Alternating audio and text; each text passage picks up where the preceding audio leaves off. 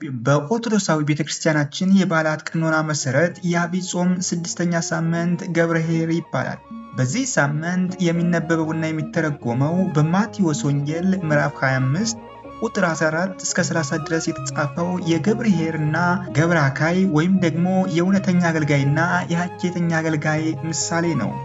ጌታችን መድኃኒታችን ኢየሱስ ክርስቶስ በማቴዎስ ወንጌል ምዕራፍ 24 ቁጥር 1 እስከ 42 ስለ ዳግም ምጽአቱ ለደቀ መዛሙርቱ ሲያስተምር የጌታችን ዳግም ምጽአቱ ለፍርድ ነውና የሚመጣበትን ቀንና ሰዓት በፍጡራን አይታወቅምና በፍርድ ቀን በቀኙ መቆም እንድንችል ምን ማድረግ እንዳለብን ሲያስተምር እንዲህ ብሏል።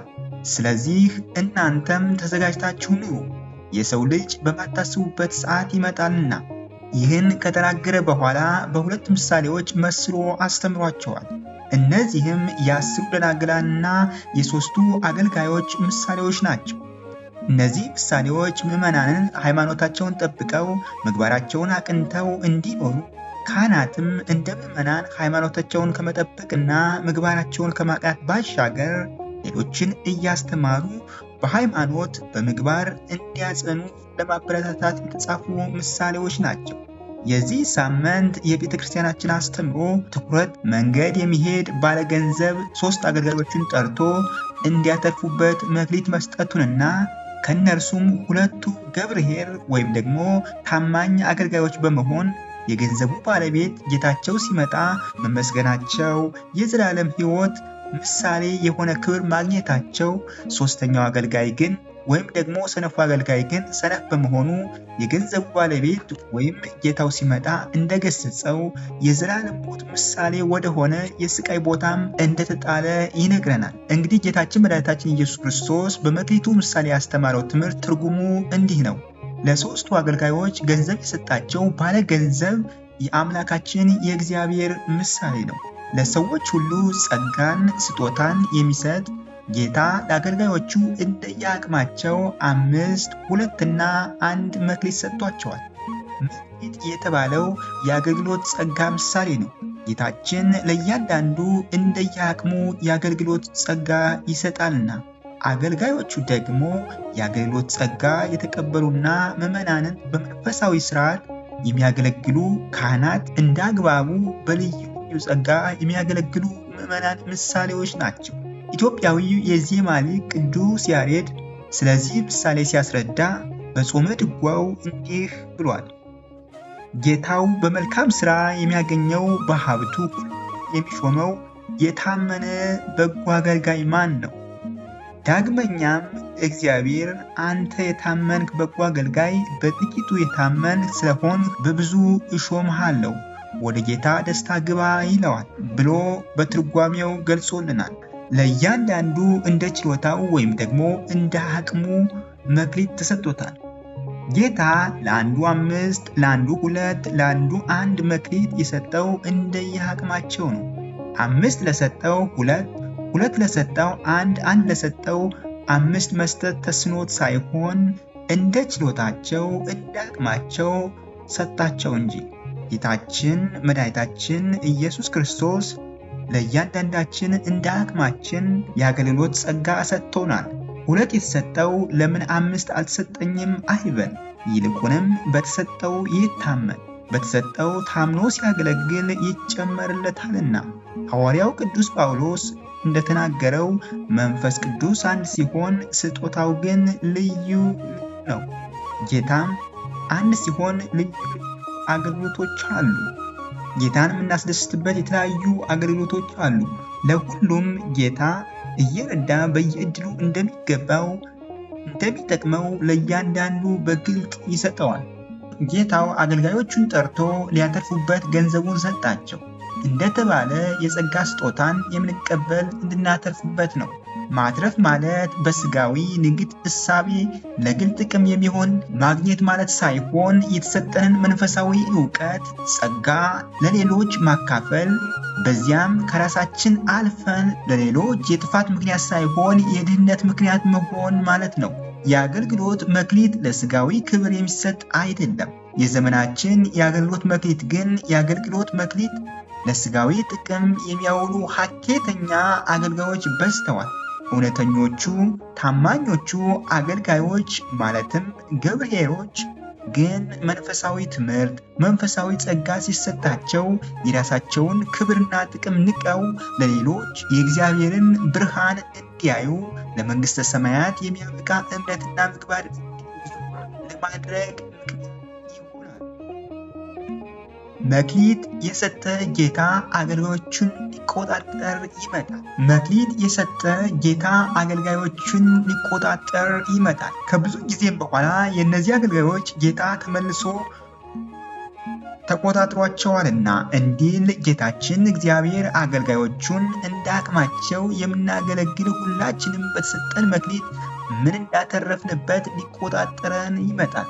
5 መክሊት የተቀበለው ታማኝ አገልጋይ ሄዶ ነግዶ ወጥቶ ወርዶ ሌላ 5 መክሊት አተረፈ። 2 የተሰጠው እንዲሁ በድካም በመታዘዝ ሌላ 2 አተረፈ።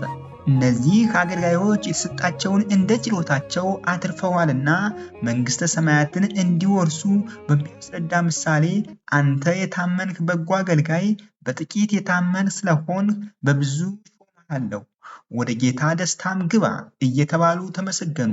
በገብርኄር ሰንበት በቅድስት ቤተክርስቲያናችን በጸሎተ ቅዳሴ በሚሰበከው ምስባክ አምላኬ ሆይ ፈቃድህን ለማድረግ መከርሁ፣ ሕግህንም በልቤ ውስጥ ነው፣ በታላቅ ጉባኤ ጽድቅን አወራሁ እንደተባለ ገብርኄር የተባሉ ደገኛ አገልጋዮች የጽድቅን አገልግሎት ሳይፈሩና ሳያፍሩ በታላቅ ጉባኤ ፈተና በበዛበት ቦታ ሁሉ ይናገራሉ።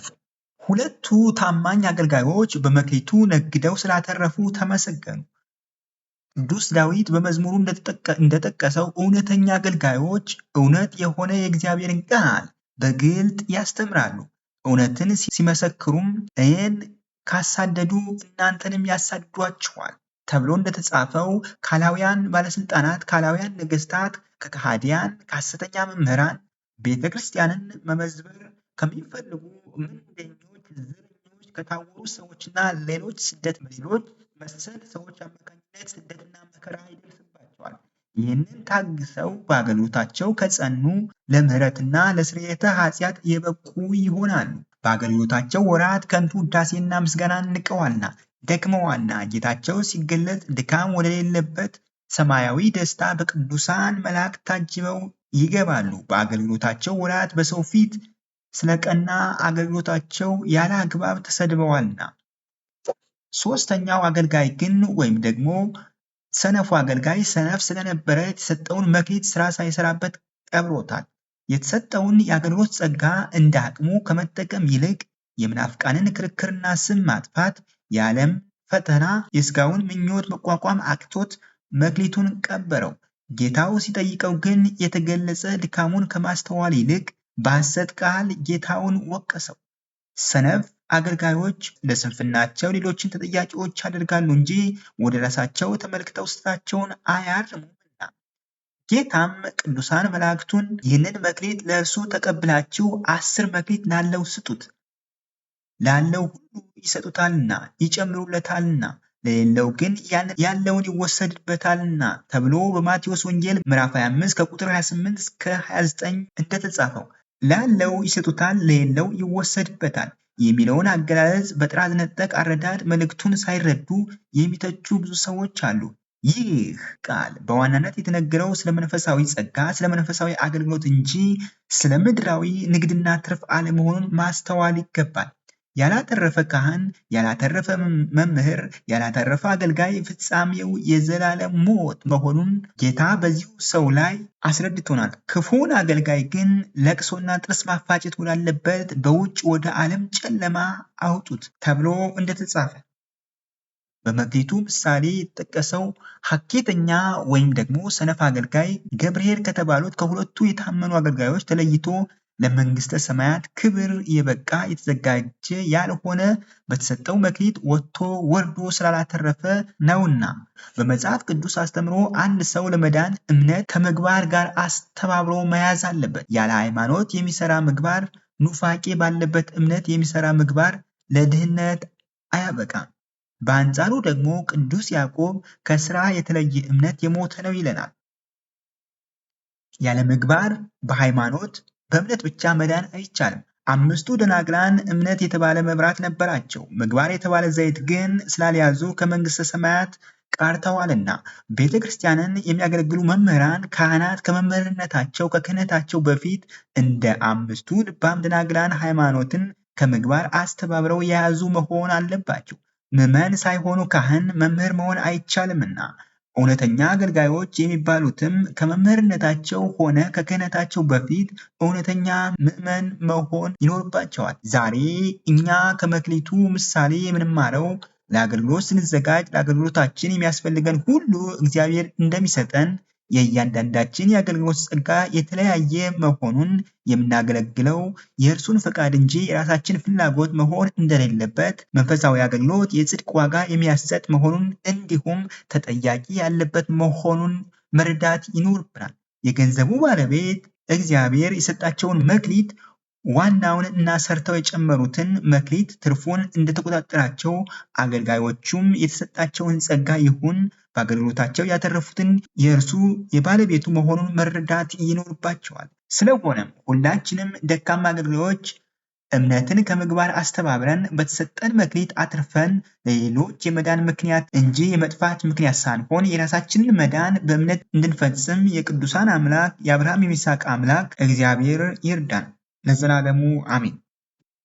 ሐዋርያው ቅዱስ ጳውሎስ ለገላትያ ምዕመናን በላከው መልእክቱ እንኪያስ እናንተ ልጆች ናችሁ እንጂ ባሮች አይደላችሁም፣ ልጆች ከሆናችሁ በኢየሱስ ክርስቶስ የእግዚአብሔር ወራሾች ናችሁ በማለት ስለሚጠብቀን ተስፋ ተናግሯል። ሁላችንም ቃሉን የሰማንና የምናውቅ ሁላችንም በሞቱ ላዳነን፣ በልጅነት ጸጋም ላከበረን፣ በትንሣኤው ላረጋጋን፣ በመስቀሉ ጥልን ገድሎ ከራሱ ጋር ላስታረቀን፣ ሰላምን፣ ፍቅርን፣ በረከትን፣ ዘላለማዊ ደስታን ለሰጠን አምላካችን በመታዘዝ እንደ አቅማችን በሚፈቅደው አገልግሎት ጸንቶ መገኘት ተገቢ ነው። በአገልግሎት የመጽናት ምልክቱ ደግሞ አትራፊነት ነው። ቅዱሳን ነቢያት፣ ቅዱሳን ሐዋርያት፣ አበው መነኮሳት እንዲሁም ሊቃውንት በቤተ ክርስቲያናችን ታሪክ በአትራፊነት ይታወቃሉ። በትንሹ መታመን ሲባል የእኛ አገልግሎት ከፈጣሪ ቸርነት ጋር ስለማይመጣጠን ነው። በብዙ ሾምሃለሁ ማለቱ ደግሞ በመንግሥተ ሰማያት ለዘላለም ክብር መኖርን ነው። ከቅዱሳን ነቢያት፣ ሐዋርያት፣ ሰብዓ አርድእት፣ ሊቃውንት የሰማነውንና ያየነውን እውነት ምንጊዜም ትጉ ሰራተኛ የሚሰራውን መልካም ስራ ሁሉ ለቤተ ክርስቲያን ሆነ ለሀገር የሚሰጠው ጥቅም እጅግ ከፍተኛ መሆኑን ነው። በመሆኑም በዚህ ዘመን ልዑል እግዚአብሔር ቤተክርስቲያንን፣ ምዕመናንን፣ ሀገርና ሕዝብን ለመምራት የጠራን እና የመረጠን እንዲሁም በአገልግሎት አደባባይ ያስቀመጠን ሰዎች እጅግ እድለኞች ነን። ምክንያቱም የሕዝብን ችግርና አቤቱታ ሰምቶና ተቀብሎ መፍትሄ መስጠት ትርፋማነት ነውና። ትርፋማነት ደግሞ ወደ ትልቁ የሹመት መሰላል መውጣት ነው። ይህ ሳይሆን ቀርቶ ግን አገልግሎታችን ተደናቅፎ አገልግሎታችን ለራሳችን ጥቅም ብቻ ውለን የሕዝብን ችግር ሳንፈታ ቀርቶ የአገልግሎታችን ተቆጣጣሪ አምላካችን ሲጎበኘን አንተ ሰነፍ አገልጋይ ተብለን ወደ ዘላለም ሞት እንዳንላክ መጠንቀቅ ይኖርብናል።